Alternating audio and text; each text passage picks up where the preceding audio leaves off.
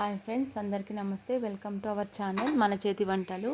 ఈరోజు మన రెసిపీ వచ్చేసి రాగి సంకటిని కుక్కర్లో పర్ఫెక్ట్ కొలతలతో ఎలా చేసుకోవాలనేది ఈ వీడియోలో మీకు చూపిస్తాను. వీడియో అయితే స్కిప్ చేయకుండా ఎండింగ్ వరకు చూడండి.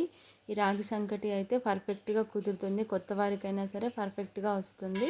దీనికోసం అయితే కుక్కర్ తీసుకొని ఒక కప్పు రైస్ తీసుకొని వాష్ చేసుకొని ఒక కప్పుకి 4 కప్పుల వాటర్ యాడ్ చేసేసుకొని ఈ విజిల్ పెట్టేసుకొని స్టవ్ పైన 4 విజిల్స్ వచ్చే వరకు ఉడికించుకోవాలి.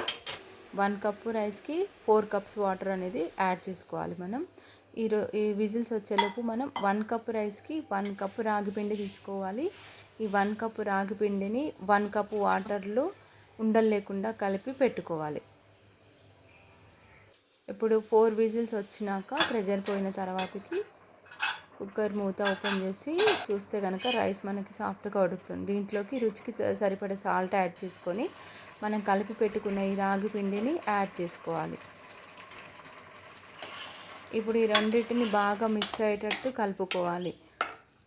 పప్పు గుత్తితో కానీ లేదంటే గట్టిగా ఉన్న ఇలాంటి గరిటెతో కానీ సాఫ్ట్గా రెండు కలుపుకున్న తర్వాతకి 1 టేబుల్ స్పూన్ నెయ్యి యాడ్ చేసుకొని బాగా మిక్స్ చేసుకొని మళ్ళీ స్టవ్ పైన ఈ కుక్కర్ పెట్టేసి 5 మినిట్స్ విజిల్స్ లేకుండా నార్మల్గా 5 మినిట్స్ మధ్య మధ్యలో కలుపుకుంటూ మెత్తగా ఉడికించుకోవాలి. ఇప్పుడు 2 రాగిపిండి కూడా బాగా సాఫ్ట్గా రైస్లో ఉడుకుతుంది. 5 మినిట్స్ అయినాక స్టవ్ ఆఫ్ చేసేసి ఒక 5 మినిట్స్ రైస్ పక్కన పెట్టేసి తర్వాత ఒక ప్లేట్కి నెయ్యి రాసేసుకొని ఈ సంకటిని దాంట్లో వేసేసుకొని చేతికి కొంచెం నీళ్ళు తడి యాడ్ చేసుకుంటూ ఇట్లా ఉండలుగా చుట్టుకోవాలి. మొత్తం అంతా ఇలానే చుట్టుకోవాలి.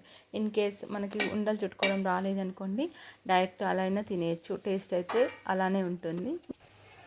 చాలా అంటే చాలా టేస్టీగా ఉంటుంది ఈ రాగి సంకటి అయితే. Thank you for watching.